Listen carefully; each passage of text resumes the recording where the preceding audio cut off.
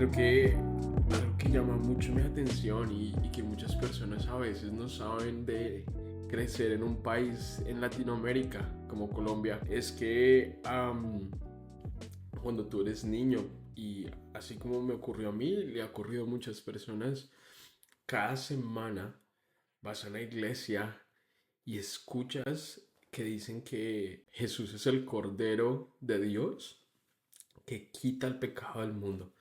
Pero cuando yo miro hacia atrás, pareciera más que es como el Cordero de Dios que deja el pecado del mundo, porque lo que yo veía alrededor mío eran muchas personas que durante la reunión se comportaban de cierta manera, incluyéndome. Y después salíamos de esa reunión y seguíamos con nuestras semanas, pero después todo se volvía caos.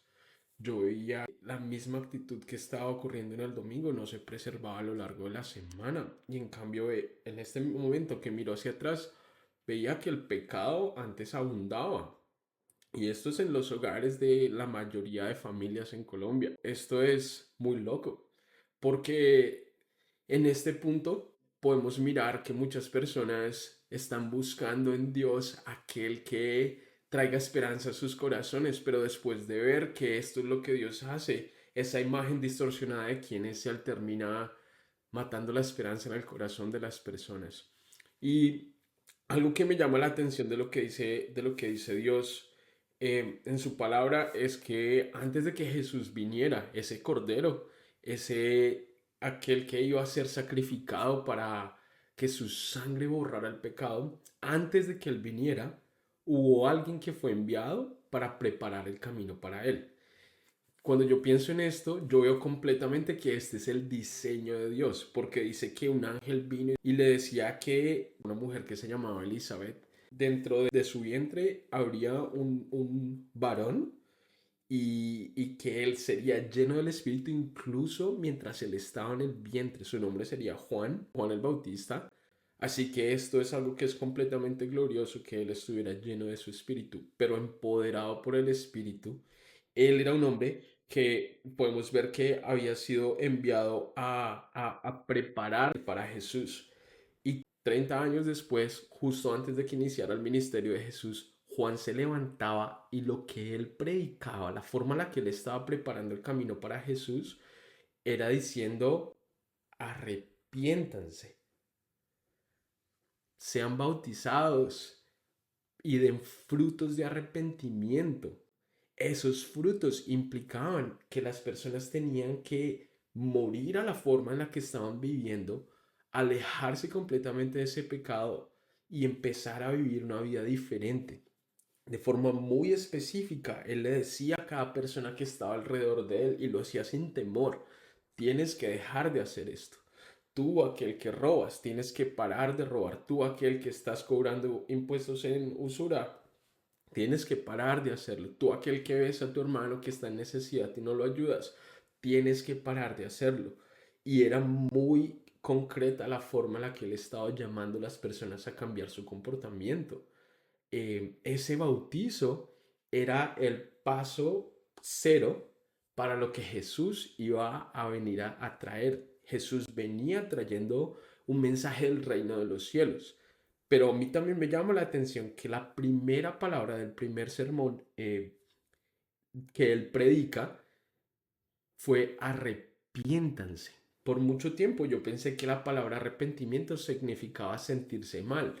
Y yo decía, no, yo ya no quiero sentirme más mal, yo ya no quiero eso, ya no quiero escuchar ese mensaje de arrepentimiento. Sí, tal vez sí creo en un Dios, tal vez sí quiero estar cerca de Él, pero yo no me quiero estar sintiendo mal cada 8 días.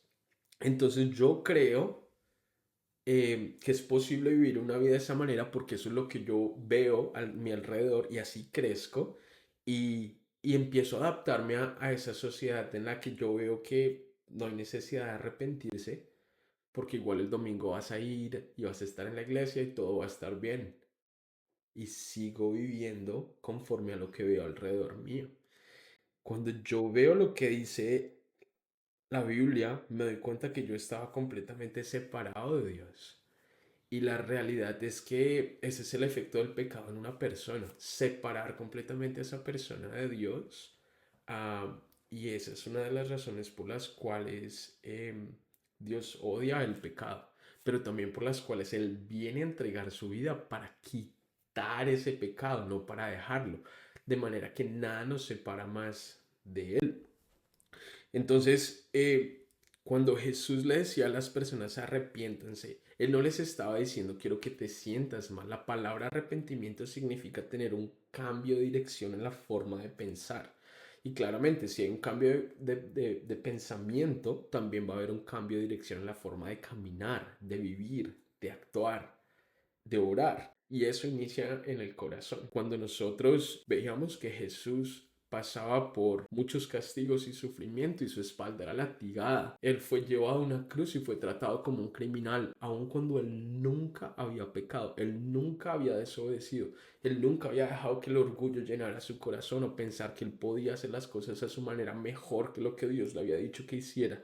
Nunca lo hizo, pero fue tratado como un criminal, como un asesino, como un ladrón. Así fue el tipo de muerte que le dieron. Y cuando sus manos estaban siendo atravesadas por clavos y su cuerpo desnudo colgado en esa cruz, una de las cosas que más me impacta que dice su palabra es que él dice, Padre, ¿por qué me has abandonado? Aunque muchas personas en algún momento me dijeron que se trataba de un corazón de Dios Padre que volteó su mirada y no quiso ayudarlo, lo que en ese momento realmente está ocurriendo es que por primera vez hay una separación entre Jesús y el Padre. Toda la Biblia muestra que constantemente Jesús va y pasa tiempo con su Padre y en todo lo que él habla, él dice, el Padre y yo somos uno. Si no me recibes a mí, es que no conoces al Padre, no lo conoces, si no me recibirías a mí. Él y yo somos uno, si me has visto a mí, lo has visto a él. Pero en este momento, la primera vez que ocurre una separación, esa separación que hay entre Jesús y el Padre es tremenda. Y Jesús sabemos que da su último respirar, muere, pero cuando Él muere, Él destruye el poder del pecado, quita las llaves de la muerte a Satanás, resucita, se aparece a muchas personas, da instrucciones muy claras y asciende a los cielos. Y ha de venir, Él va a regresar. Y es poderoso porque lo que Él dice es que todo eso hizo para que Él pudiera reconciliarnos junto con Él, para que todos aquellos que hemos pecado tengamos un camino para estar con Él.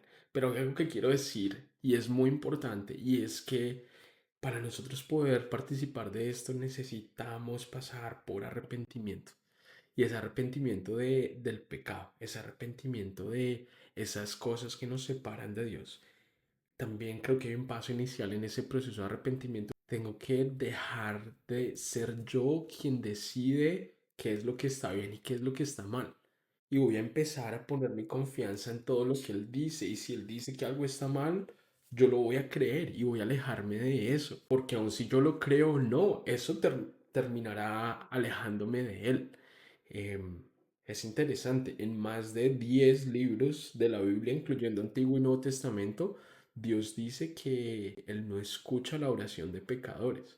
Así que el efecto del pecado es muy evidente, no solamente en el momento actual de nuestra vida, sino en nuestra eternidad, porque los, el salario del pecado es la muerte y un castigo y condenación e ir al infierno y un lugar donde habrá rechinar de dientes y las llamas del fuego nunca se apagan.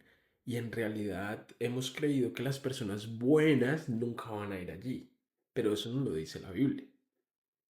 Lo que dice la Biblia es que los que se arrepienten y tienen sus pecados perdonados para poder ser salvos y tener una vida eterna junto con Jesús, junto con el Padre. Esto es demasiado poderoso. Ahora hay algo que es también muy interesante y es que Jesús venía a varias personas y les decía, ¿por qué me llamas Señor, Señor, si no haces lo que te digo, si no estás viviendo en obediencia? ¿Por qué pretendes estar cerca de mí si con tus acciones, porque tu corazón está lejos de mí, me estás rechazando? Jesús está viniendo a tocar la puerta de los corazones y está diciendo es momento de que seamos reales, es momento en el que digamos voy a poner toda mi vida ante tus pies.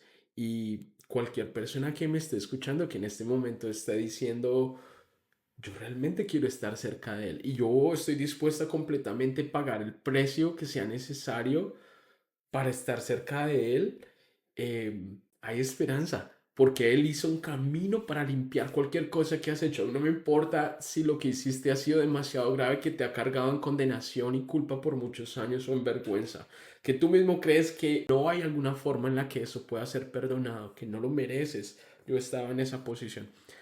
Él va a hacer un camino, ya lo ha empezado y va a completar la obra que Él ha iniciado. Y algo que él dice es que esa entrada, esa eternidad o el reino de los cielos no ocurrirá para aquellos que están viviendo en injusticia. Cuando él decía, tú me llamas Señor, Señor, pero nunca te he conocido porque eres un hacedor de maldad, apártate de mí. También dice después que aquellos que están teniendo relaciones sexuales antes de casarse, que aquellos que están viviendo en homosexualidad, que aquellos que están viviendo en avaricia, que están robando, que aquellos que están emborrachándose, aquellos que están maldiciendo, estafando, nunca van a heredar el reino de los cielos. En nuestra mente es fácil decir, yo no soy un borracho, yo solamente me emborracho una que otra vez, pero si tú lo piensas, una persona que está en un matrimonio y le es infiel una vez, no puede venir a su pareja y decirle, solamente lo hice una vez, yo no soy infiel, solamente lo hice una vez. Si tú lo haces una vez, ya eres infiel.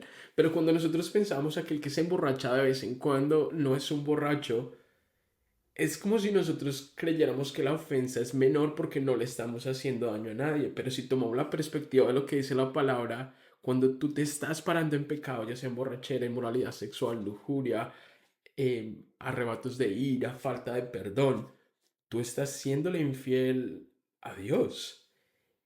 Y él incluso en su palabra tiene un libro completo que se llama Oseas, donde él muestra que cuando nosotros estamos abrazando nuestro pecado, justificándolo y no queriendo morir a él, estamos siendo infieles a Jesús. Esto tiene una consecuencia, la separación va a ocurrir, no puede haber intimidad y esto no se soluciona yendo a un edificio un domingo. La forma en la que esto se soluciona es cuando yo vengo de rodillas ante Él, digo, Jesús, ya no quiero vivir así.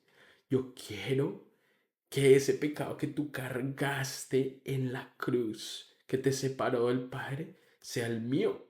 Y vengo a entregártelo a ti, vengo a hacer un intercambio. Tiene que haber una decisión del corazón de morir a ese tipo de vida, a ese tipo de acciones y venir completamente a Él y decir, ahora yo te escojo a ti. Si tú quieres que yo viva en santidad, en mis fuerzas no puedo hacerlo, pero sé que tú dentro de mí lo vas a hacer. Su promesa es que en el momento en el que tú vienes de rodillas, te bautizas, tú mueres junto con Cristo. Y la Biblia dice, entonces, ¿qué hemos de decir? ¿Vamos a seguir pecando para que la gracia abunde? De ninguna manera, pues todos aquellos que han sido bautizados han sido muertos junto con Cristo para después resucitar y recibir lo nuevo de la vida que Él pagó para nosotros, donde el pecado ya no reina, el que reina es Dios. Este reino del cual Él predicaba tiene un rey y el reino es el pecado. El rey tampoco soy yo, el rey es Jesús. Él es el rey. Y para que estemos siendo parte de ese reino, tenemos que venir bajo su autoridad, romper las cadenas del pecado. Yo solamente por la gracia que lo llevó a él a entregar su vida en la cruz y por fe la podemos recibir. Ese poder se destruye completamente y venimos a estar ante sus pies. En ese momento estamos completamente reconciliados con Él y empezamos a vivir una vida rendidos a sus pies. Allí estamos llamándolo al Señor porque Él gobierna completamente nuestra vida y por medio de su Espíritu que puede venir a vivir dentro de nosotros, empezamos a vivir una vida como lo pagó Él, entregando todo de sí en esa cruz. Tal vez en nuestra mente hay algo que dice, yo no creo que sea necesario entregar todo de mí, o tal vez no quiera dejar de pecar. Solo quiero decirte, eso te separa de Dios. Y quiero que pienses también que cuando Jesús estaba en la cruz, Él no se entregó a medias por ti, por mí. Él se entregó por completo.